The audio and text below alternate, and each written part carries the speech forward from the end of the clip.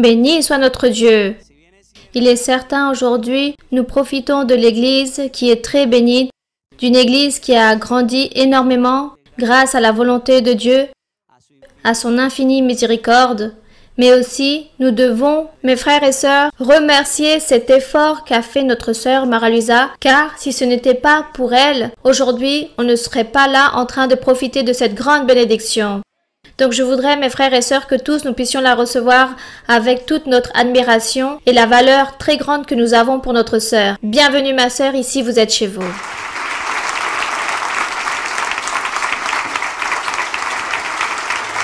Merci mes frères et sœurs.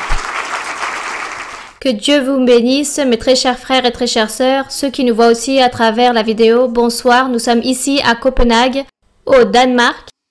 Nous sommes ici et nous avons la visite de différents frères et sœurs qui sont venus de divers lieux, de divers pays. Donc bienvenue à vous tous et ceux qui vont nous voir aussi à travers la vidéo, vous allez recevoir la bénédiction de Dieu et que ce soir nous soyons en train de profiter de cette étude biblique, comme à chaque fois, que Dieu soit en train de se manifester en faisant des miracles et des prodiges comme il l'a toujours promis. Donc, bienvenue à vous tous, vous qui êtes là ce soir et que Dieu vous bénisse. Un grand bonjour pour tous les frères et sœurs qui nous voient à travers la vidéo, depuis ici de cette ville. Et nous allons donc maintenant continuer avec notre étude de Job. On m'a dit que Job a été très intéressant, que c'était très beau. Car ce sont les pensées de philosophes, de personnes sages et intelligentes de l'époque d'Abraham. Avant d'Abraham, il existait des patriarches. Après Noé, après le déluge, jusqu'à Abraham ou jusqu'à Moïse, il y a eu des patriarches. Les patriarches, c'était un homme qui gouvernait un peuple ou une tribu. Et lui, il gouvernait sa tribu. Il était en même temps sacrificateur, prophète, juge, gouverneur. Ça, c'était un patriarche. Tous lui obéissaient. Et ces patriarches, appelés aussi fils de Dieu, Dieu a toujours été là avec eux en train de leur révéler la doctrine et en train de leur révéler les commandements de Dieu, lesquels n'avaient pas encore été établis car Moïse n'était pas encore né. Et Dieu était là avec ses patriarches en train de les guider, de les orienter pour qu'ils puissent eux enseigner aux personnes, à son peuple, la crainte de Dieu, les valeurs, les vertus, les qualités spirituelles. Dieu était là en train d'enseigner à ces personnes. Et ces patriarches se dédiaient à chercher Dieu et à être pères devant un peuple. Et c'est pour cela que nous lisons le livre de Job. Et dans le livre de Job, nous trouvons ce personnage, ce patriarche, entre d'autres qu'il y a eu. C'est pour cela que dans le chapitre 1 de Job, il est écrit: il y avait dans le pays d'Uz un homme, un patriarche appelé Job. Cela faisait comprendre qu'il y en a eu un parmi tant d'autres. Et Job fut un homme juste, fidèle à Dieu, selon la volonté de Dieu, car Dieu lui enseignait à travers sa conscience. Et l'histoire dit qu'il priait et demandait à Dieu pour ses enfants, pour sa famille. Mais quand je dis qu'il y en a eu beaucoup, car il y a eu 3 amis, car là, nous allons ouvrir le chapitre 11 de Job. Ces 3 amis de Job l'ont critiqué, l'ont jugé, l'ont condamné. Ils ont questionné Job afin de savoir pourquoi il vivait une tribulation, pourquoi il souffrait une tribulation. Et eux, ils n'ont jamais eu des mots pour consoler Job, mais plutôt c'était des jugements qui offensait, en train de condamner, de juger ses amis. Donc Job se surprend beaucoup car il disait « Ce sont mes amis ». Et nous attendons de nos amis la meilleure chose. On attend de son ami la meilleure chose qui puisse exister. Et Job attendait cela de ses amis. Mais eux, au moment où ils voulaient démontrer, où Job avait besoin de la démonstration d'un ami, il n'a pas eu entre ces trois personnages. Et c'est pour cela que Job a été très déçu. Il s'est senti seul dans la vie. Il a senti qu'il était tout seul, qu'il ne pouvait pas se confier en quelqu'un, même pas en ses amis, qu'il avait tant appréciés, si valorisés dans sa vie. Et ici, dans le chapitre 11, il y a son ami Sophar, qui était aussi un patriarche, c'était aussi un sage. Et il disait savoir beaucoup, connaître beaucoup. Et lui, il commence à critiquer Job. Donc, le chapitre 11, nous allons le lire aujourd'hui. Il s'agit de tout ce que cet ami Sophar a dit à Job. Et là, nous allons nous rendre compte de quelle manière il s'exprime. Comment il se sent si sage et qu'il croit savoir tout, avoir raison. Pour lui, Job était celui qui a commis toutes les fautes, les erreurs, les péchés et qui avait manqué à Dieu. Et c'est pour cela qu'il lui dit, dans le verset 2, il lui dit, dans le verset 1, il dit, Sophar de Nama prit la parole et dit, cette multitude de paroles ne trouvera-t-elle point de réponse? Et suffira-t-il d'être un discoureur pour avoir raison? Car ici, dans le chapitre 10, Job a donné son discernement et il a parlé, il a réfléchi, il a médité en disant que lui, il ne se rappelait plus s'il avait commis des péchés ou des fautes devant Dieu. Que lui, il était en train de s'examiner, mais il ne trouvait pas une seule raison, un motif pour que Dieu puisse en train de le punir de cette façon. Et c'est pour cela, une fois qu'il est terminé de parler, de discerner, l'ami lui dit que toutes ces paroles ne vont pas avoir de réponse devant Dieu, que Dieu ne va jamais lui répondre. Et dans le verset 3, il lui dit, « Tes 20 propos feront-ils taire les gens ?» Quand il lui parle des propos, des 20 propos, il lui parle des fautes que Job a dû commettre. Il dit que toi, tu as dû manquer à Dieu. Tu as commis des erreurs. Tu as fait des choses de mauvaise façon. Et c'est pour cela que Dieu aujourd'hui te punit de cette façon. Et c'est pour cela qu'il lui dit, « Tes 20 propos feront-ils taire les gens? Te moqueras-tu sans que personne te confonde ?» Il était en train de lui dire, comment est-ce possible que Job soit en train de pécher et qu'il n'y ait pas une personne qui puisse le confondre ou le rabaisser devant la société et devant Dieu. Et dans le verset 4, il dit, « Tu dis, ma manière de voir est juste. » Il était en train de critiquer ce que Job disait. « Et je suis pur à tes yeux. » Oh, si Dieu voulait parler, s'il ouvrait les lèvres pour te répondre, donc cette personne est en train de dire à Job que c'est un mensonge ce qu'il venait de dire. Que lui, il était juste, qu'il n'avait pas péché et qu'il n'avait rien fait devant Dieu. Mais lui, il lui dit, ça, ce sont des mensonges. Et vous pouvez lire aussi le verset 6 ici. Et s'il te révélait les secrets de sa sagesse, de son immense sagesse, tu verrais alors qu'il ne te traite pas selon ton iniquité.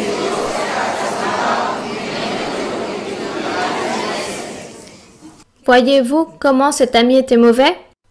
Quel mauvais ami, si pervers, en train de voir son ami Job souffrir, en train de se lamenter, de se plaindre pour sa maladie, car il disait qu'il était cloué à terre, qu'il avait une douleur constante jour et nuit, et qu'il se grattait, il se frottait son corps avec un morceau de céramique, car la démangeaison était si grande dans tout son corps. Et lui, dans cette souffrance, son ami lui dit, « De son immense sagesse, tu verrais alors qu'il ne te traite pas selon ton iniquité, en lui faisant comprendre, tu mérites plus grand châtiment. » Ça, c'est un ami? Quelle tristesse! Il lui souhaite une plus forte punition. Donc, continuons, le verset 7. « Prétends-tu sonder les pensées de Dieu ?» Il le critique, il lui dit, « Job, est-ce que tu vas découvrir les secrets de Dieu? Est-ce que tu vas arriver à obtenir la parfaite perfection du Tout-Puissant? » Il se moque de lui, il lui pose cette question. Il lui dit, « Elle est aussi haute que les cieux, que feras-tu » Il dit que la perfection du Tout-Puissant est plus haute que les cieux.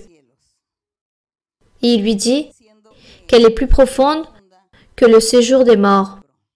Il lui dit, est-ce que tu vas imiter Dieu? Est-ce que tu sais plus que lui? Voilà ce que dit son ami à Job. Mais lui, il ne se regarde pas. Il ne voit pas ses défauts, il ne voit pas sa vie, il ne voit pas que c'est un être humain. Et que lui, il est là en train de critiquer Job. Mais nous, dans cette histoire de Job, ce qui est pour nous plus important, c'est voir la loyauté et la fidélité de Job envers Dieu. La conviction que Job avait de Dieu.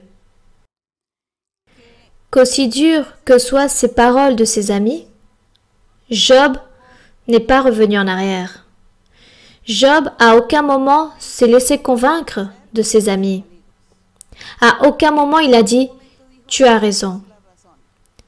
Je ne croirai plus en Dieu. » Et au contraire, on voit comment Job a continué vers l'avant. Job s'est justifié devant ses amis et il a essayé de se défendre. Mais toujours, il a aimé Dieu et il a glorifié Dieu, et il a exalté le nom de Dieu. Et ici, cet ami est en train de lui parler, en train de lui dire que la grandeur de Dieu est plus grande. Et comment est-ce possible dans le verset 7 quand il dit « Prétends-tu sonder les pensées de Dieu qui sont si puissants ?» Verset 9 « La mesure en est plus longue que la terre, elle est plus large que la mer. » Il dit « S'il passe, si Dieu passe, s'il saisit, s'il traîne à son tribunal, qui s'y opposera? Qui ?» Voilà ce que cet ami était en train de dire à Job. Des paroles apparemment sages. Apparemment sages sont ces paroles de cette personne. Mais nous, au début, nous avons dit que le diable avait mis ses trois amis de Job pour le tenter, pour le tester et pour le faire fracasser, pour le faire revenir en arrière et pour faire que Job puisse maudire Dieu et ne vienne plus à croire en Dieu et beaucoup moins à honorer Dieu. Ça, c'était le but du diable. Et c'est pour cela qu'il a établi ses amis, les êtres les plus chers de Job, ces personnes en qui il avait si confiance. Donc le diable les a utilisés pour le contredire, pour détruire sa vie spirituelle. Et combien de fois, nous, dans notre vie, peut nous arriver la même chose? Que nous avons des preuves, nous sommes confiants les personnes, nous confions en l'être les plus chers et le diable utilise ces personnes pour nous contredire, pour nous détruire, pour que nous soyons plus en train de croire en Dieu. Ça, c'est le but du diable. Mais grâce à Dieu, ce livre de Job nous donne cet exemple. Pour tous ceux qui ont lu le livre de Job, vous savez comment cette histoire merveilleuse s'est terminée. Mais nous sommes en train d'analyser les versets pour que nous puissions nous rendre compte comment le diable travaille, comment le diable utilise les personnes. avec celles de qui nous n'y attendons pas, aux personnes avec qui nous avons plus confiance. Il les utilise pour nous détruire. Et avec des paroles sages, avec de la doctrine parfois aussi. Gardons-nous, car le diable connaît la doctrine. Le diable sait toutes les choses de Dieu, le chemin de Dieu. Et avec cette même doctrine, le diable peut nous tromper, il peut tromper les personnes et les faire revenir en arrière. Voilà ce que fait le diable. Donc ici, nous sommes en train d'analyser Job, mais aussi en train de comparer la vie de Job par rapport à nous, avec ce qui peut nous arriver ou peut-être ce qui nous est déjà arrivé dans la vie. Et il est écrit dans le verset 12, lisez le verset 12. L'homme, au contraire, a l'intelligence d'un fou.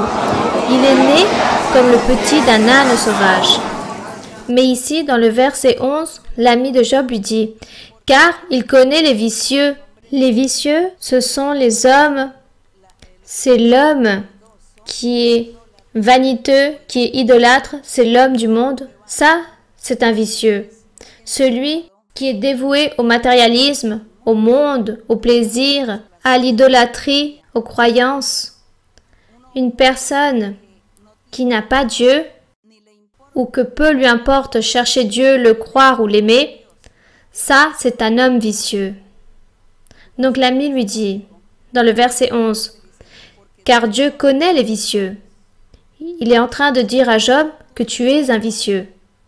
Tu n'as pas Dieu, tu n'as jamais eu Dieu en toi. Voilà ce qu'il est en train de lui dire.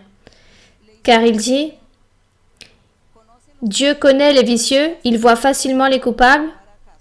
Donc il dit que Dieu regarde l'iniquité, il ne porte pas d'importance à ce vicieux. Toi, Job, tu es un vicieux, tu n'as jamais eu Dieu en toi, tu n'as jamais fait de bonnes choses, c'est pour ça que Dieu est en train de te châtier. Et c'est comme ça que Dieu te voit, donc c'est pour ça qu'il ne fait pas attention à toi, il ne va pas t'écouter, il ne va pas écouter tes prières, il ne va pas avoir de miséricorde envers toi. Voilà tout ce que l'ami a voulu dire à Job. Et il lui a donné un exemple. Et il lui dit, l'homme vicieux, ou l'homme matérialiste, ou l'homme du monde, ou l'homme qui ne croit pas en Dieu, qui n'a pas Dieu, qui ne confie pas en Dieu, l'homme qui vit de l'idolâtrie et des péchés, ça c'est l'homme vicieux. Donc le verset 12 dit, l'homme au contraire a l'intelligence d'un fou, il est né comme le petit d'un âne sauvage. C'est-à-dire, là il parle d'un âne, lorsque quoi? Lorsqu'il est né comme le petit d'un âne sauvage. Cela ne va jamais arriver, n'est-ce pas? Cela ne va jamais arriver qu'un animal, qu'un âne ou un bourricot, comme on dit dans certains lieux. Dans d'autres lieux, on dit un autre nom. Quand il dit qu'un homme va naître, c'est quand Dieu va regarder avec des bons yeux cet homme vicieux. Voilà ce que l'ami disait à Job. Vous avez lu déjà le livre de Job? Vous avez lu déjà ces versets? Bon, je vois que vous n'avez pas lu, mais avec cette même compréhension avec laquelle nous sommes en train d'analyser. L'ami était en train de dire à Job que comme c'était un vicieux, Dieu n'allait pas le regarder ni écouter sa prière. Il lui fait même une comparaison. Il lui dit, tu sais, quand Dieu se rappelle du vicieux, lorsqu'un bourriquet naîtra en homme. Mais comme cela ne va jamais arriver, car il naîtra toujours en âne ou bourriquet. Donc, comment cet homme, cet ami de Job, étant si sage, si intelligent, étant un grand penseur, un philosophe, étant lui un grand patriarche, autant que Job de savoir tant de choses, avoir tant de connaissances, il offense Job de cette façon. Et il continue à l'offenser dans le verset 13. Pour toi, dirige ton cœur vers Dieu et tends vers lui tes mains. Éloigne-toi de l'iniquité et ne laisse pas habiter l'injustice sous ta tente. Reconnais que tu as péché devant Dieu. Alors tu lèveras ton front sans tache, Ça veut dire que tu ne reconnais pas que tu as péché dans ta vie, dans ton foyer, dans ta famille, à régner le péché. Et il dit, tu seras ferme et sans crainte, tu oublieras tes souffrances, tu t'en souviendras comme des eaux écoulées. Il dit, tes jours auront plus d'éclat que le soleil à son midi. Il est en train de dire, tu as été un homme très mauvais. Dans ton foyer, ta famille, pourquoi tu ne le reconnais pas? Comment pourrions-nous appeler une personne qui parle de cette façon? En train de juger et de faire croire à Job que c'était l'homme pervers, rempli de péché. Je pense que le Seigneur Jésus-Christ, lorsqu'il était de chair sur la terre, je pense que le diable beaucoup de fois l'a tenté de cette façon comme il l'a fait avec Job. Je pense que le diable beaucoup de fois a dit au Seigneur Jésus-Christ, tu n'es pas quelqu'un d'important. Reviens en arrière, ne crois pas, ne fais pas les choses, n'obéis pas. Je pense que le diable a été en train de philosopher avec le Seigneur Jésus-Christ et en train de lui dire toutes ces choses ici que le diable a dit à Job. Pour que le Seigneur puisse revenir en arrière afin qu'il puisse se dévier du chemin que Dieu lui avait tracé et que lui, il devait accomplir avec ce compromis car il s'était compromis avec le Père. Et nous avons beaucoup d'autres exemples. Nous avons les exemples quand le diable lui disait « Si tu es le Fils de Dieu, réellement, démontre-moi. Démontre-moi que tu es le Fils de Dieu. Donc, jette-toi, saute de tout là-haut, jette-toi en bas, de ce lieu si haut. Saute. Rien ne va t'arriver, car les Écritures disent que tes anges vont te soutenir par leurs mains. Donc, lorsque tu te lanceras, les anges vont te porter et rien ne va t'arriver. » Voilà ce que disait le diable au Seigneur Jésus-Christ. Comme cet ami disait à Job, « Pourquoi tu te repentis pas et reconnais tes péchés? Pourquoi tu n'acceptes pas que tu es un mauvais, que tu es un pécheur, que tu es condamné? Accepte-le pour que les choses s'arrangent. » Mais nous voyons comment le Seigneur Jésus-Christ sagement a répondu au diable. Et il s'est défendu, et il a continué, le Seigneur a continué son chemin. Il a continué à faire son travail. Job aussi. Ici, dans le verset 17, il dit « Tes jours auront plus d'éclat que le soleil à son midi. » Verset 18. « Tu seras plein de confiance et que ton attente ne sera plus vaine. Tu regarderas autour de toi et tu reposeras en sûreté. Tu te coucheras sans que personne ne te trouble et plusieurs caresseront ton visage. Lorsque tu déclareras que tes yeux méchants seront consumés. Donc, la paix viendra à ta vie. » Job ne pouvait pas obéir à ses conseils, car il savait qu'il n'avait pas commis ses péchés, les erreurs, les fautes. Il n'avait rien fait de mauvais, et c'est pour cela qu'il ne pouvait pas accepter ces choses à son ami, ce conseil qu'il était en train de lui donner, car ce serait douter de Dieu. Job avait confiance en Dieu et que Dieu avait toujours été avec lui, et que Dieu était avec lui et qu'il se plaisait de lui. Et si il obéit donc à son ami, alors il va douter. Et là arriverait le triomphe du diable sur Job. Continuons ici, dans le verset 19, vous pouvez m'aider avec la lecture. « Tu te coucheras sans que personne ne te trouble et plusieurs caresseront ton visage. » Waouh! Quel ami si bon! Il disait à Job, « Lorsque tu reconnaîtras tes péchés et que tu considéreras que tu sois coupable, alors tu te coucheras en paix. Et les personnes viendront te chercher pour demander des conseils. » Verset 20. « Mais les yeux des méchants seront consumés, Pour eux, point de refuge. La mort, voilà leur espérance. Donc il est en train de lui dire que s'il n'exécutait pas ses conseils, alors tout serait perdu, car lui, il était déjà destitué de la bénédiction de Dieu, de la grâce de Dieu. Et aujourd'hui, nous, gardons-nous de faire attention au diable, d'écouter le diable avec son raisonnement, avec ses philosophies, avec leurs questionnements. Nous ayons de la conviction, croyons et soyons confiants que Dieu existe, que Dieu nous a donné des expériences spirituelles et matérielles.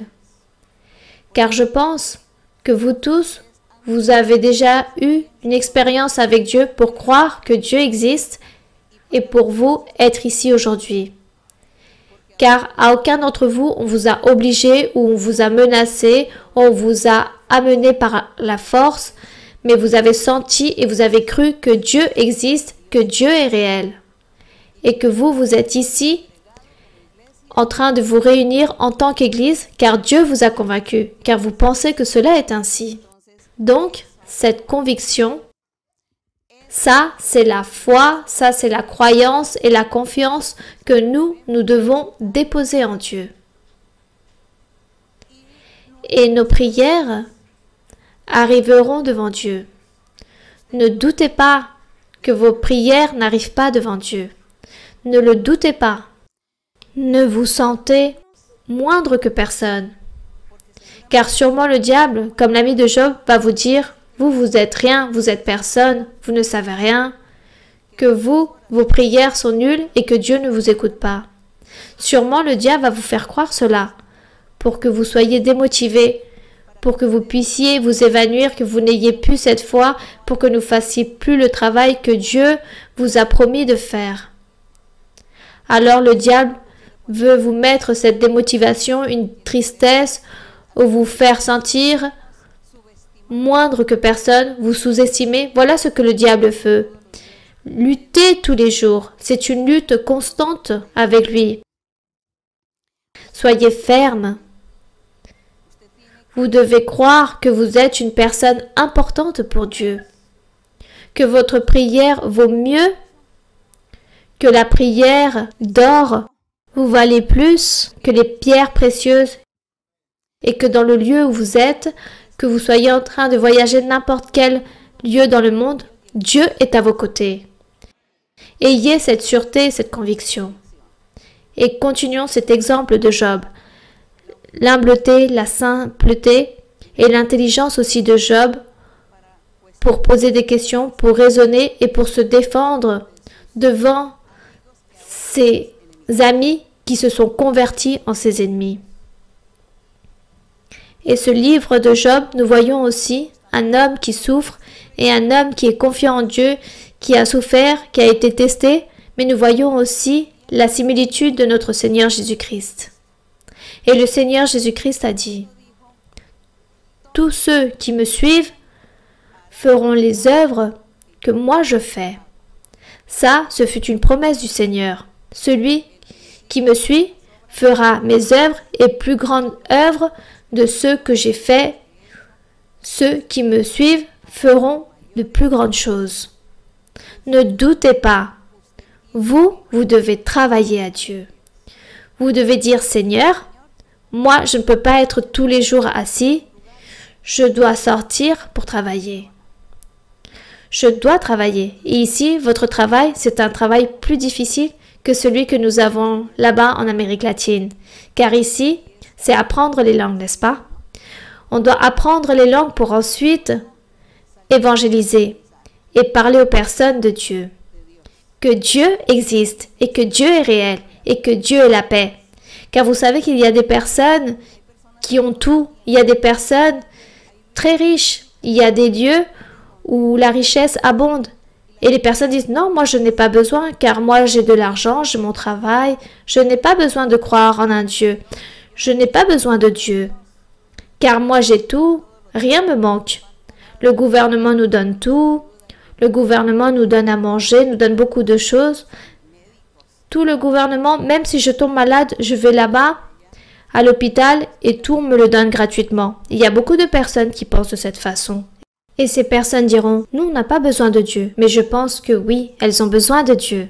Car il y a des maladies que l'hôpital ne peut pas guérir, ni les médecines, ni les médicaments. Mais il y a aussi des personnes, même s'ils ont toutes les choses matérielles, que rien ne leur manque, ils ne sont pas pauvres, mais ce sont des personnes qui vivent très bien. Cependant, il leur manque la paix spirituelle. Il leur manque cette joie. La solitude commence à vivre dans leur cœur. Ces personnes se sentent seules, se sentent sans appui, sans amour, sans la main d'une personne qui puisse lui offrir son aide. Cela manque, cette partie affective. Cela manque beaucoup et l'argent ne le donne pas. Alors que Dieu supplie toutes ces nécessités. Peu importe l'endroit, Dieu donne ces nécessités internes, ces nécessités affectives que l'argent ne donne pas. Donc, tout le monde, toutes les personnes, toute l'humanité a besoin de Dieu. Même si elles disent que non, elles ont besoin de Dieu. Et comme eux, ils ont besoin de Dieu, alors les personnes vous a établi vous tous pour que vous puissiez voyager, que vous puissiez connaître, changer les cultures, les habitudes, et vous puissiez apprendre les langues parce qu'il faut parler à beaucoup de personnes, car Dieu a là-bas des personnes préparées pour les emporter dans son royaume. Car là-bas, l'éternité existe. Les êtres ne meurent pas. Cette chair physique meurt, mais la personnalité continue à vivre. Et là-bas, un jour, nous devons voir si nous allons être là-bas joyeux dans l'éternité. Et là-bas, c'est ce que nous sommes en train de chercher, cette joie éternelle. Et cela existe. Donc, pour faire croire aux personnes et les convaincre, il faut avoir quoi aussi? Le pouvoir de Dieu, l'appui de Dieu, pour que Dieu puisse se manifester avec son Saint-Esprit et vienne conquérir le cœur de chaque cœur et qu'il puisse le convaincre que lui, il est réel. Ça, c'est le travail que Dieu est en train de faire. Ça, ce sont les promesses que le Seigneur Jésus-Christ nous a laissées, qu'il allait partir, mais qu'il allait envoyer un autre consolateur qui allait être là, toujours avec nous, pour gagner beaucoup d'âmes pour le royaume des cieux. C'était son Saint-Esprit. Et pour les personnes, cela c'est une folie, le Saint-Esprit. Mais quand ils vivent ces expériences, ces personnes sont très joyeuses, car Dieu entre dans le cœur de chaque personne, et ça c'est le travail de vous tous, mes très chers frères et très chères sœurs, même vous qui nous voyez à travers la vidéo. Parlez de Dieu, évangélisez, priez pour les personnes, car Dieu va appuyer chacun d'entre vous dans vos prières, avec l'imposition des mains aussi. Bien, donc maintenant, il y a du temps pour certaines questions. Bonsoir ma sœur, que Dieu vous bénisse, c'est un plaisir d'être face à vous. L'Église de Londres vous salue. Nous sommes en train de prier le Seigneur pour que vous puissiez venir nous voir, car nous savons que vous êtes chargés de grandes bénédictions. Ma sœur, j'ai plusieurs questions, si vous me le permettez, une personnelle et l'autre de la Bible. La personnelle est la suivante. Dieu en prophétie me disait qu'à un certain moment de ma vie, je dois parler à certaines personnes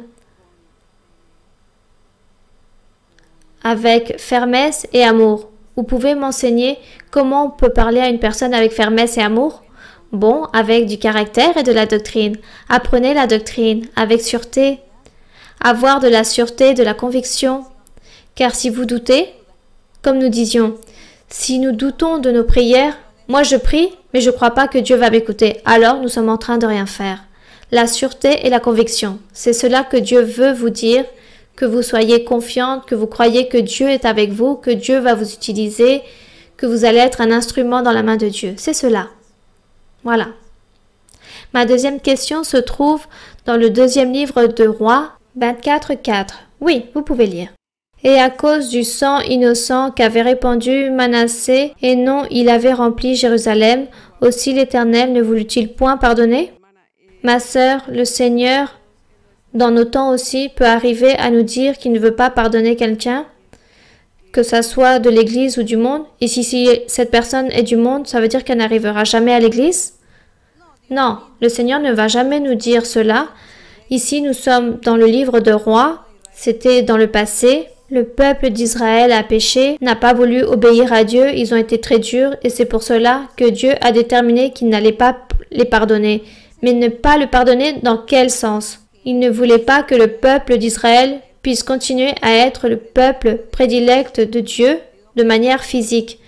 Car le peuple d'Israël a perdu cette grâce, cette bénédiction de Dieu. Le peuple d'Israël n'est plus le peuple choisi de Dieu, mais c'est l'Église. Maintenant, c'est devenu spirituel.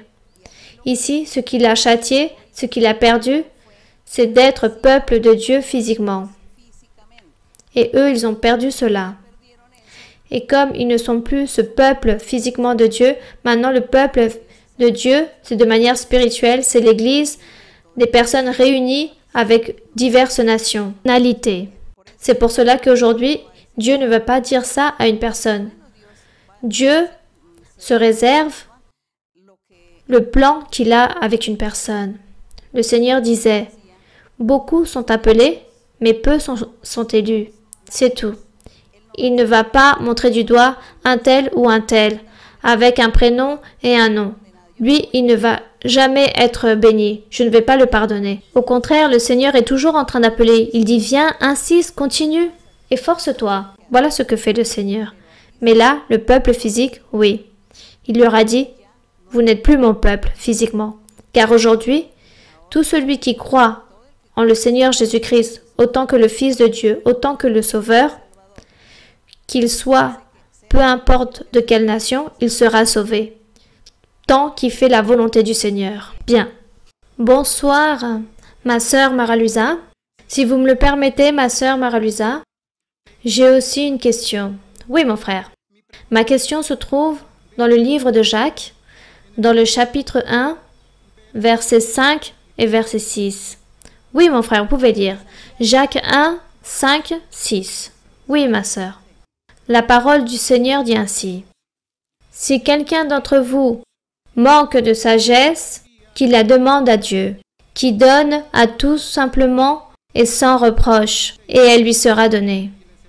Mais qu'il la demande avec foi, sans douter, car celui qui doute est semblable au flot de la mer, agité par le vent et poussé de côté et d'autre.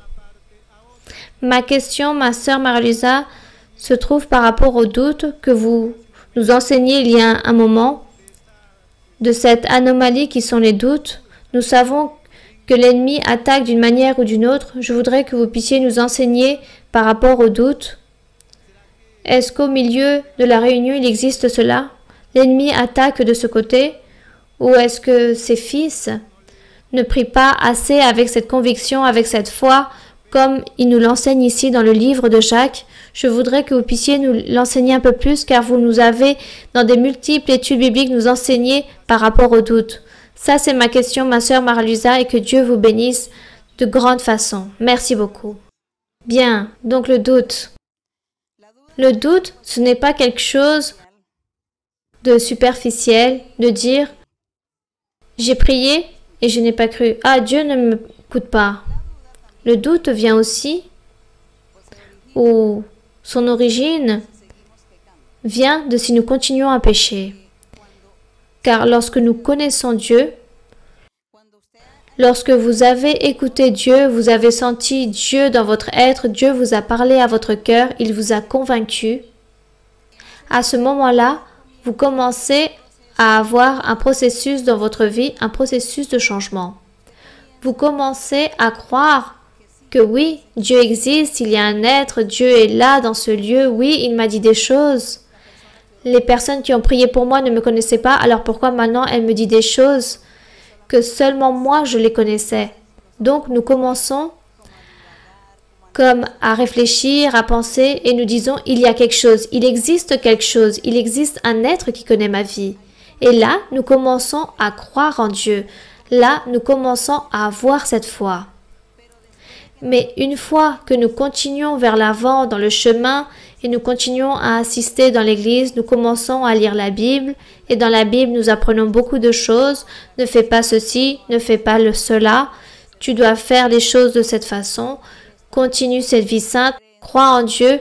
Bon, nous trouvons tellement de choses par rapport à Dieu, par rapport à notre vie spirituelle, avec notre accroissement spirituel, avec cette manière, ce pas que nous faisons vers la vie éternelle.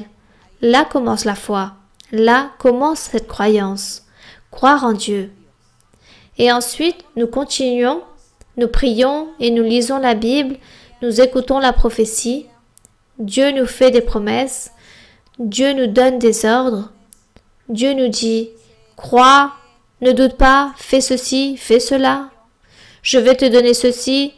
Dans le futur, tu vas voyager, tu iras à tel endroit, tu feras telle chose. Et de cette façon, nous écoutons. En nous, il y a, si nous croyons, si nous attendons, si nous confions en ces paroles, en ces ordres, en ces promesses que Dieu est en train de nous faire. Car si nous ne mettons pas l'importance dans cela, nous écoutons et nous laissons échapper par-ci, par-là ce que nous écoutons et nous ne l'emportons pas dans notre cœur, alors nous ne souhaitons pas progresser, nous supérer, mais nous restons là, peut-être oui, peut-être non. Alors là, il y aura le doute. Ça, c'est le doute. Nous commençons à douter. Et aussi, si nous ne changeons pas, car lorsque nous commençons à connaître Dieu, nous commençons à changer. Nous arrêtons de pécher. Les personnes commencent à abandonner les enivrements. Elles cessent de maudire, de mentir ou de tromper, d'être colériques, furieuses, agressives. Toutes ces choses, les personnes cessent de faire. Et pourquoi les personnes sont en train de changer? Car elle est en train de croire en Dieu, en train d'être confiante en un être suprême. Mais si vous écoutez, vous avez appris, Dieu vous a convaincu, ça c'est l'église, là où vous vous réunissez, mais vous continuez à persister dans votre péché, alors vous êtes en train de douter. Ça, c'est le doute dont l'épître Jacques parle. Si quelqu'un veut avoir de la sagesse car il ne l'a pas, alors demandez à Dieu qu'il vous la donne. Mais il dit, faites-le avec la foi, ne doutez pas. Car celui qui doute ne va rien recevoir. Pourquoi il doute? Parce qu'il ne se repentit pas. Car la personne ne s'est pas repentie en tout premier. Et aussi parce qu'elle n'a pas cru en Dieu. Elle n'a pas confié en Dieu. Elle est en train de douter. Elle dit non, pourquoi je vais recevoir quelque chose? Je suis personne pour recevoir, je ne mérite pas. Pourquoi je fais ceci? Pourquoi je change? Non, je vais plutôt me laisser mener par ma chair, par mes tendances, par mes appétits. Je me laisse mener et voilà. Ça, c'est douter. Ça, c'est le doute. De là vient le doute. Et c'est pour cela, quand vous avez besoin de prier à Dieu, de demander à Dieu quelque chose, alors il n'y a pas de réponse de Dieu, car le péché est là, car la désobéissance est là. Et ce péché et cette désobéissance qu'il y a en vous, c'est ça qui vous génère un doute, car vous-même vous doutez, car vous savez qui vous êtes. Et vous dites non, pourquoi Dieu va m'écouter alors que je suis en train de faire ceci ou cela ou de commettre telles erreurs, tels péchés? Non, Dieu ne va pas m'écouter. Ça, c'est le doute. Quand l'apôtre ici est en train de dire « ne doute pas », ça veut dire que vous devez vous mettre à jour avec Dieu. Regardez comment est votre vie pour que ainsi votre prière puisse être écoutée.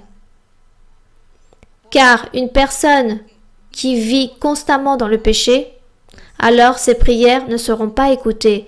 Dieu ne va pas écouter. Et si la personne dit « je suis bien, j'ai changé, je me suis éloigné du péché, je suis en train de plaire à Dieu », mais il y a un doute, alors c'est parce qu'il manque encore quelque chose à l'intérieur qui ne lui permet pas. Qui ne lui permet pas d'avoir cette confiance pleine, cette sûreté, pour que sa prière puisse être écoutée. Alors la personne dit « moi j'ai prié et Dieu ne m'a pas donné ».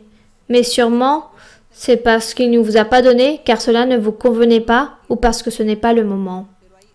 Mais il y a des prières ou des nécessités qui ne s'accomplissent jamais à cause du doute. Mais pour que cela n'existe pas, il faut que nous soyons à jour avec le Seigneur. Et une fois que nous soyons à jour avec le Seigneur, alors notre prière va être une prière de sûreté et de conviction. Et non douter, car Dieu est là en train de nous écouter. Dieu est à côté de nous. Il est si proche de nous.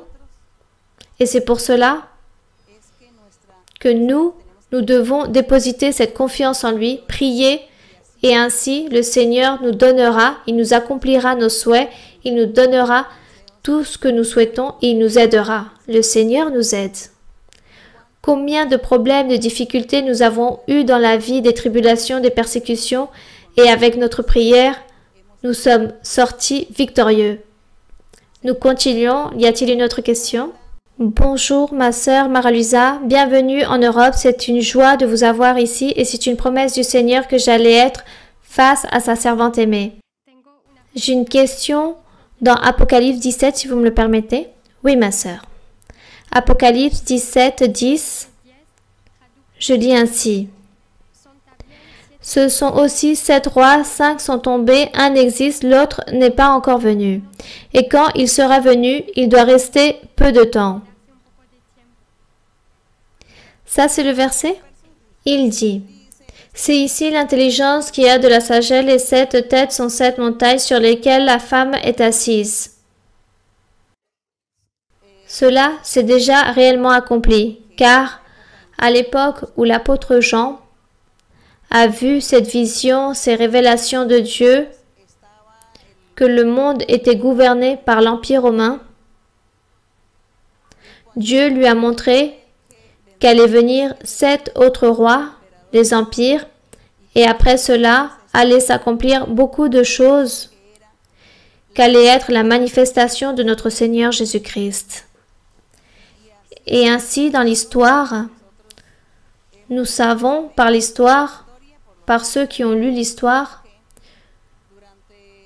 que lorsque le Seigneur Jésus-Christ était en train de prêcher, les empires romains gouvernaient, et lorsque le Seigneur Jésus-Christ est monté au ciel et a laissé ses apôtres, les disciples ont évangélisé, mais dans des moments très difficiles car il y a eu beaucoup de persécutions.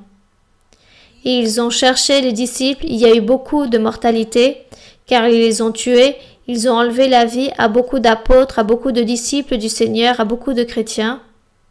Et tout fut ordonné par ces rois, que dit ici Apocalypse, qu'ils allaient être en train de gouverner et qu'ils allaient arriver toutes ces choses désagréables dans la vie que Dieu avait envoyées pour prêcher son évangile. Ils ont vécu beaucoup de souffrances, mais aussi, si nous commençons ici à voir plus en avant le triomphe que Dieu montre à Jean à travers des visions, en voyant que l'Église triomphe, que l'Église prospère dans le monde, que les personnes se sauvent, tous ceux que Dieu veut qui se sauvent, et Dieu montre à l'apôtre qu'à la fin l'Église, c'est elle qui va régner avec le Seigneur. Ce sont des choses que nous sommes encore en train d'attendre, car ici dans Apocalypse, il y a beaucoup de choses qui se sont accomplies et d'autres qui se sont en train de s'accomplir et d'autres qui s'accompliront dans le futur. C'est cela. Tous ces rois, c'était tous ces empires romains. Bien, continuons. Je viens de l'œuvre de Marlon, ma sœur. C'est une bénédiction immense de vous avoir ici aujourd'hui.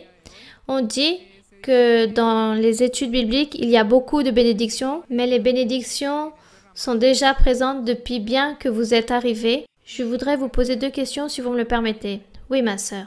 La première, ma sœur, j'ai des personnes de la famille qui assistent dans l'église, par exemple ma mère et ma sœur qui m'accompagnent aujourd'hui. On parle beaucoup de choses, on partage beaucoup de choses de la Bible, des enseignements que nous voyons à travers le site internet, de nos études bibliques, de nos rêves. Et dans les rêves, ma sœur, nous avons vu que parfois, nous sommes conscientes dans le rêve, disons qu'il y a une certaine difficulté, un problème dans le rêve, et ce que nous faisons dans le même rêve, c'est prier au Seigneur ou du moins lui plaire. Par exemple, dans une prophétie, ma sœur, le Seigneur lui disait qu'elle allait avoir un problème avec une autre sœur de l'église, qu'il fallait pas qu'elle fasse attention, qu'il fallait qu'elle se taise, mais cela n'est pas arrivé dans la réalité, mais dans un rêve, et elle s'est rappelée de la prophétie, donc elle voulait obéir au Seigneur. Est-ce que le Seigneur nous donne des degrés de conscience ou parfois dans des songes, il nous permet d'être conscients de la situation pour que nous puissions prier, ou est-ce que le Seigneur nous teste à travers les rêves et il voit comment nous nous comportons face à une situation comme telle? Bon, les rêves. Il y a des rêves que Dieu donne, il y a des rêves que le diable donne, mais il y a aussi quelque chose que parfois nous nous posons des questions. Nous sommes très émus et nous nous remplons de questions, donc ça c'est très délicat. Par rapport aux rêves, c'est très délicat et c'est pour cela, à chaque fois, je vous dis, lorsque vous avez des rêves désagréables, ce que vous devez faire, c'est qu'en vous réveillant, vous devez méditer sur ce rêve et demander à Dieu qu'il vous protège et qu'il vous garde et que ce rêve ne se réalise jamais. Mais si parfois vous avez des rêves très jolis, très agréables, alors attendez que cela s'accomplisse, écrivez la date, ce qui s'est produit pour que vous ne l'oubliez pas et attendez dans le temps. Voilà ce qu'il faut faire, c'est tout. Durant ce rêve, il y a des personnes qui rêvent et qui se rendent compte qu'ils sont en train de rêver et qui prient. Non, mais ça, c'est pas très commun. Généralement, on médite toujours une fois que nous sommes réveillés. Nous méditons par rapport au rêve, s'il est bon ou mauvais, s'il est agréable ou pas, si je l'aime ou je l'aime pas, qu'est-ce que le Seigneur veut me dire ou pas. Parfois, il nous alerte de certaines choses. Donc, il faut prier et être confiant en Dieu et confiant en les promesses du Seigneur. Voilà, c'est ça, être confiant en les promesses du Seigneur. Parfois, le Seigneur montre à travers des rêves des choses que le diable essaie de faire à travers les personnes. Donc, la personne rêve cela, que le diable veut le détruire. Donc, cette personne rêve. Mais vous devez méditer et dire, bon, j'ai rêvé quelque chose de très désagréable, j'ai vu que le diable venait m'attaquer et que le diable veut m'enlever la vie. Mais moi, je me rappelle que Dieu m'a promis que j'allais lui servir, que j'allais faire ceci, cela. Donc, c'est très contradictoire avec ce rêve. Donc, il faut croire en les promesses du Seigneur. Et le rêve, simplement, c'est ce que le diable voulait faire contre vous. Il voulait vous rendre malade, vous faire du mal. Vous priez et vous demandez à Dieu. Mais ne restez pas là à attendre que vous soyez malade parce que vous avez rêvé que vous allez être cloué au lit. Non, priez et demandez à Dieu. Voilà ce que nous devons faire lorsque nous avons ces rêves. Demandez à Dieu qu'il enlève les choses mauvaises. Demandez à Dieu qu'il nous bénisse si les rêves sont bons. Mais n'attendons pas que cela va s'accomplir car c'est ce que le diable veut faire avec nous. Et les autres rêves que le diable met en vous pour vous enlever votre paix spirituelle, le diable donne des rêves aussi et vous commencez à vous poser des questions par quelque chose que vous avez vu, que vous avez écouté. Vous vous posez tellement de questions que vous rêvez ces choses-là. Donc c'est pour ça que c'est très complexe d'interpréter les rêves. Dieu donne ses dons à certaines personnes, mais pas à tous. Dieu ne donne pas à tous cette capacité d'interpréter les rêves. Certains ont la capacité et d'autres non. Ceux qui n'ont pas la capacité d'interpréter, écrire, attendre et prier à Dieu. C'est tout. Bien, continuons. Bonsoir ma sœur Marie-Louisa. Que Dieu vous bénisse et tous les frères et sœurs qui sont ici aujourd'hui réunis. Ma sœur, c'est vraiment un grand honneur d'être ici aujourd'hui présent devant la servante aimée du Seigneur. C'est une promesse accomplie. Et qu'est-ce que je pourrais encore dire? Que mon âme est embrasée de joie. Ma sœur, je vous transfère affectueusement le salut des frères et sœurs qui sont en Islande. Et je vous invite pour que, j'espère, vous puissiez venir nous voir, ma sœur. Car nous savons que si notre sœur vient nous voir, combien de frères sont en train de se réunir en Islande le dimanche? Le dimanche, oui, ou un jour d'enseignement, le jour où ils insistent le plus. Ça dépend, ma sœur. Parfois 10, 15, 20. Nous avons besoin de votre force, ma sœur. Nous avons besoin que les personnes croient en Dieu. Bien. La langue, parfois, c'est un facteur aussi, c'est une barrière. La langue, des fois, c'est une barrière et c'est pour ça que je demande aux frères et sœurs qui apprennent la langue pour qu'ils puissent enseigner dans leur langue natale. Mais bon, les âmes sont de Dieu, le salut vient de la part de Dieu et lui, il fera son œuvre. Mais nous voulons être un instrument dans sa main. Oui, mon frère. Ma sœur, si vous me le permettez, j'ai 2 questions de la Bible. La première se trouve dans le livre d'Apocalypse, dans le chapitre 6,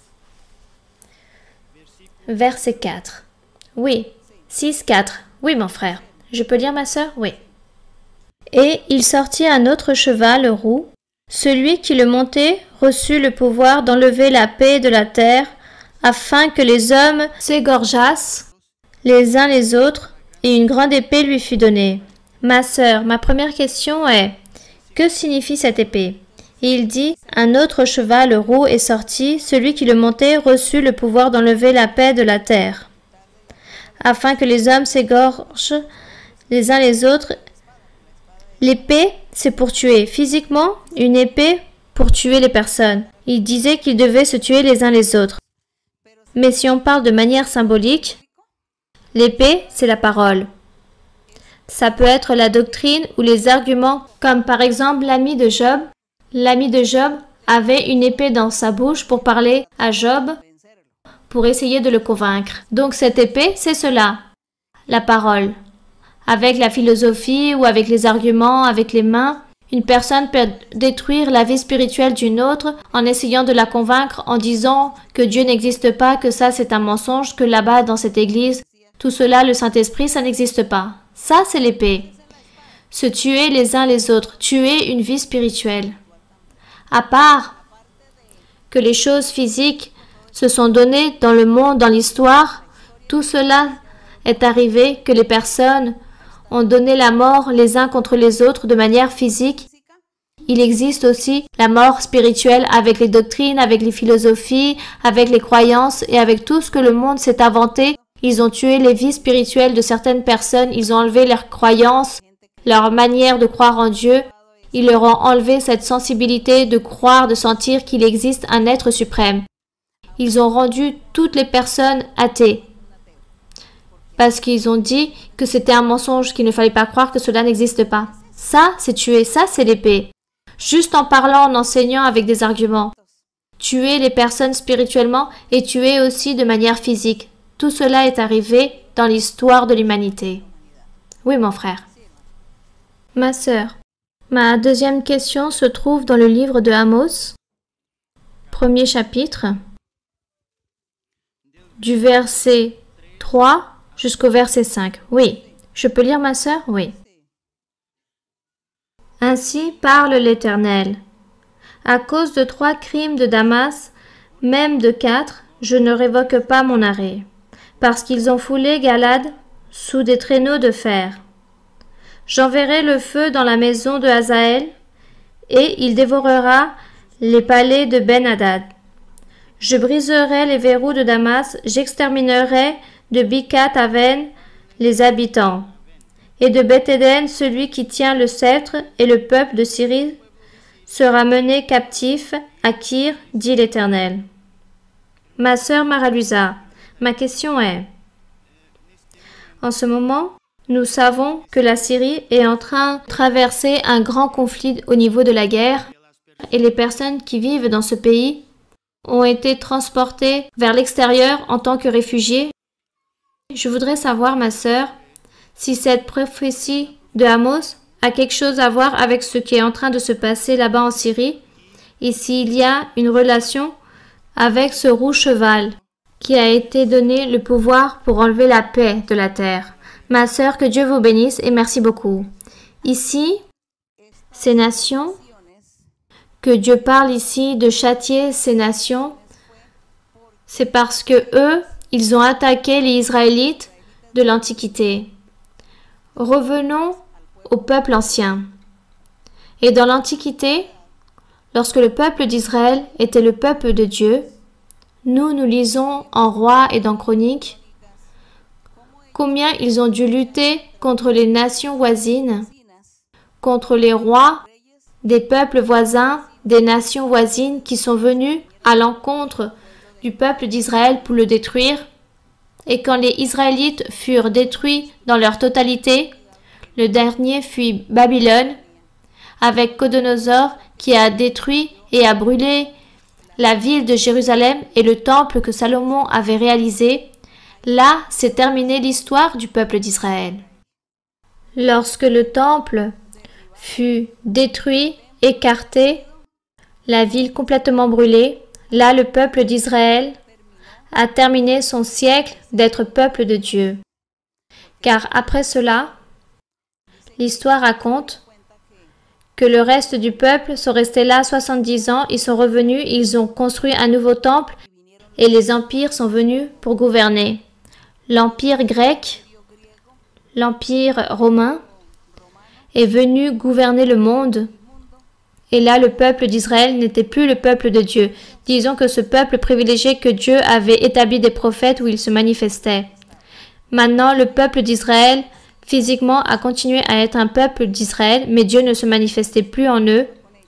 Et eux, comme ils ont été détruits, alors Dieu, ici, il dit qu'il allait châtier ces nations, car elles se sont dédiées pour venir avec leur armée à détruire tout ce peuple. Et cela s'est accompli. Cela est arrivé beaucoup d'années avant Jésus-Christ. Disons 800 ou 1000 ans avant Jésus-Christ, s'est accompli toutes ces prophéties données par ces prophètes à cause d'avoir détruit physiquement les Israélites. Après Jésus-Christ, Dieu ne va plus s'occuper d'être en train de se venger des nations. Dieu commence à châtier les personnes et particulièrement car elles ne croient pas en Jésus-Christ. Car ces personnes ne croient pas en Jésus-Christ, que c'est le Fils de Dieu, que c'est le Sauveur et que lui, il est en train de former, d'établir une nouvelle Église, un nouveau peuple avec beaucoup de nationalités. Voilà, c'est comment ces nations, Dieu a un plan et sauvera certaines personnes. Mais Dieu ne s'occupe plus physiquement des nations. Dieu dit qu'au monde entier, à toute l'humanité, peu importe la nationalité, il enverrait des châtiments physiques comme les tremblements de terre, les guerres, car le Seigneur Jésus-Christ disait « Avant que je vienne à emporter mon Église, dans le monde, il va arriver beaucoup de choses. Dans le monde, il y aura des pestes, des violences, il y aura des maladies, il y aura des tremblements de terre, il y aura des guerres dans différents lieux du monde. Toutes ces choses vont arriver dans l'humanité avant que je vienne à emporter mon Église. Et c'est pour cela que nous, on ne peut pas aller juger que la nation X est en train de souffrir parce que Dieu est en train de la châtier. Non, simplement que ça c'est la prophétie que le Seigneur Jésus-Christ avait dit. Et viendront des tremblements de terre, et viendront des guerres. Il y aura des guerres dans différents lieux. Avant que vienne ce jour fatal, que c'est le jour où le Seigneur Jésus-Christ vient emporter son Église et viendra la condamnation pour l'humanité. Mais pour l'instant, on ne peut pas dire que c'est cette nation qui est en train d'être punie. Dieu permet dans certaines nations qu'il arrive certaines choses comme le tremblement de terre ou les tsunamis ou les ouragans, que tout cela succède. Et nous, à travers les informations, on se rend compte, Dieu permet tout cela car Dieu veut que les personnes réagissent et qu'elles pensent en Dieu, que les personnes croient en Dieu. Mais même malgré tout cela, les personnes ne croient pas en Dieu. Donc c'est pour cela que nous sommes ici aujourd'hui, inquiets, nous sommes inquiets et nous voulons évangéliser et faire connaître la parole de Dieu pour que les personnes connaissent Dieu. Ce serait merveilleux que toutes ces nations puissent connaître qu'il existe un Dieu vivant, que le Seigneur existe, que le Seigneur Jésus-Christ nous donne la paix, la joie. Ça serait merveilleux que les personnes puissent un moment penser dans ce Dieu véritable. Mais en ce moment, on ne va pas dire que le Seigneur est en train de châtier telle nation ou pas. Il a dit que ces choses allaient arriver et elles sont en train d'arriver, comme quand il y a un tremblement de terre dans un pays. On ne va pas dire non, Dieu est en train de châtier ce pays. Non, Dieu est en train de faire voir au monde entier pour qu'il puisse réagir, pour qu'il puisse réfléchir, pour qu'il puisse voir. Il faut penser à Dieu, il faut être confiant en Dieu, il faut invoquer le nom de Dieu. Car dans n'importe quel moment, il peut nous arriver une grande catastrophe. C'est cela. Que le Seigneur envoie ces signes, ces prodiges, pour que nous puissions réagir et dire « Dieu existe ». Nous devons continuer à chercher Dieu, car le jour où il viendra une catastrophe, alors, si nous sommes en train de marcher avec Dieu, alors il nous gardera. Il nous gardera et nous protégera. Et du contraire, alors nous allons mourir. C'est cela. Bien, continuons. Nous continuons. Oui, ma sœur. Bonsoir, ma sœur Mara-Luisa, que Dieu vous bénisse. Je veux vous donner la bienvenue. Je suis très joyeuse, je suis jouissante aujourd'hui. Ma question est, ma sœur, je suis convaincue que nous devons disposer notre cœur pour que Dieu puisse faire son œuvre en nous. Mais ma sœur, ma question est, parfois on entend dans plusieurs occasions et on nous dit, viens à l'enseignement, fais ceci, fais cela, laisse ceci, laisse cela. Ma sœur, par mon expérience, excusez-moi si je me trompe, et là est ma question, il est bien d'essayer de se corriger car, dans mon opinion, mon concept que j'ai compris que Dieu fait son œuvre est le plus grand témoignage de ses merveilles, de ses grandeurs, de ses promesses.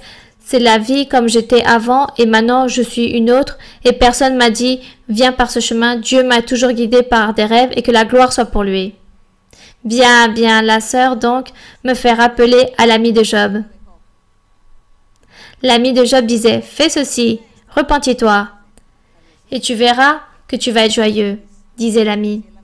Donc sûrement, à la sœur, il lui arrivait la même chose. Des personnes lui disent « Fais ceci, fais cela ». Bon, ma sœur, dans votre intelligence ou avec votre logique, vous acceptez et vous écoutez peut-être les conseils ou les orientations de quelqu'un.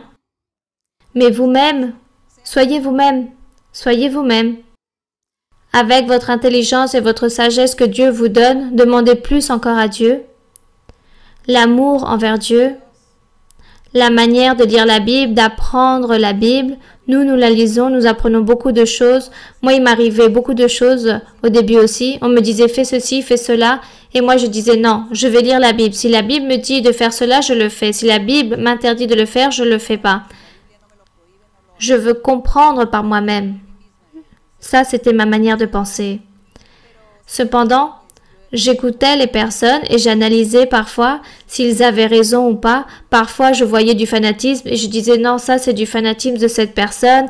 Il n'y a pas de logique dans ce qu'elle est en train de me dire. Donc, nous-mêmes, on accepte ou pas et on change et on choisit les meilleures choses. On écoute les personnes et aussi on a ses propres critères. C'est cela. L'amour à Dieu, c'est très important et Dieu nous aide aussi à comprendre mieux. Oui, excusez-moi ma sœur, quand je vous disais d'enseigner ou de se corriger, ce n'était pas envers moi. C'est par exemple quand on voit d'autres frères de l'église ou dans l'église qui disent « Viens, je vous enseigne, car pourquoi vous faites ceci ou cela ?» C'est la même chose, que ce soit pour vous ou pour les autres, le conseil est le même. Chacun ait son critère, que chacun avec éducation écoute les conseils des autres et merci pour votre conseil.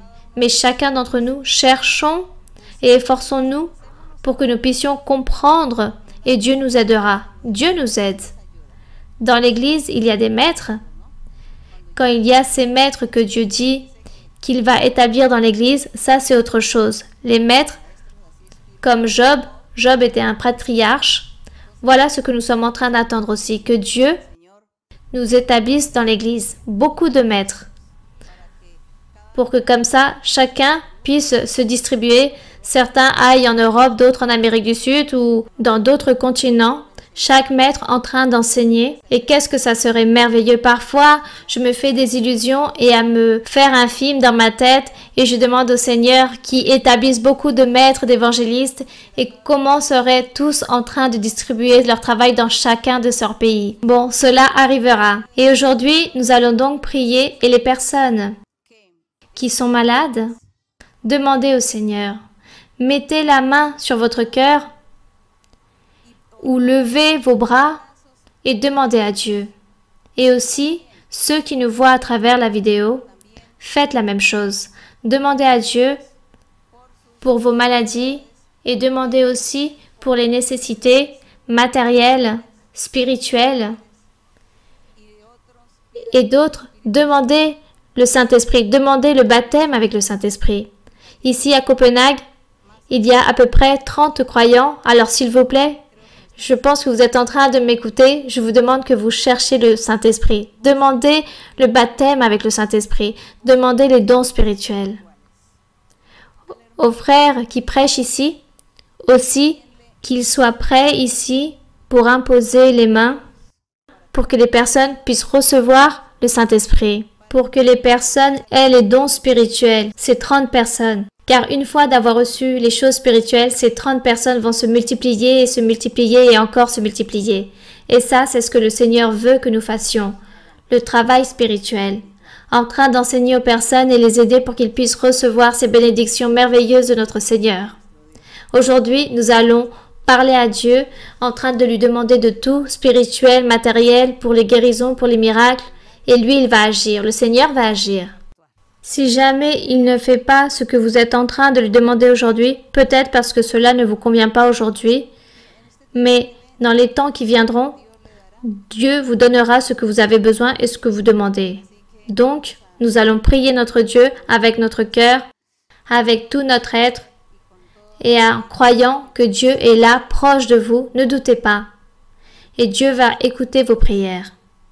Béni Dieu Tout-Puissant. Merci. Nous te remercions, Seigneur.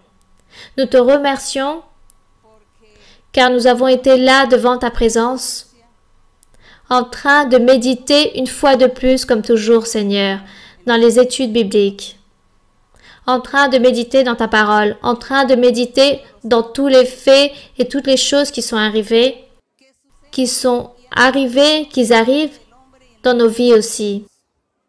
En train d'analyser, Seigneur, et en train d'admirer tes merveilleuses œuvres,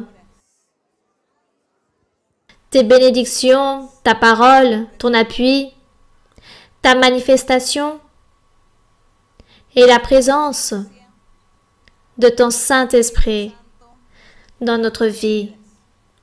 Et je te demande, mon Père, que tu étendes ta main dans chaque homme et chaque femme, dans chaque enfant. Ne regarde pas l'âge, mais que tu sois en train de tendre ta main toute puissante et fais des miracles et des prodiges, des guérisons, des libérations. Enlève les malédictions, enlève l'envie du diable dans la vie des personnes. Je te demande, mon Père, que tu tendes ta main toute puissante et que tu puisses donner des bénédictions spirituelles en abondance à tous et des bénédictions matérielles et qu'elles surabondent. Que ton Saint-Esprit descend avec le pouvoir dans chaque cœur et dans chaque vie et que chacun puisse sentir ta présence.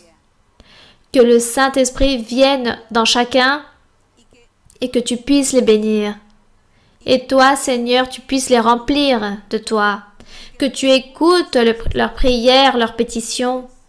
Regarde leur affliction, les tristesses, les amertumes, les complexes, les traumatismes.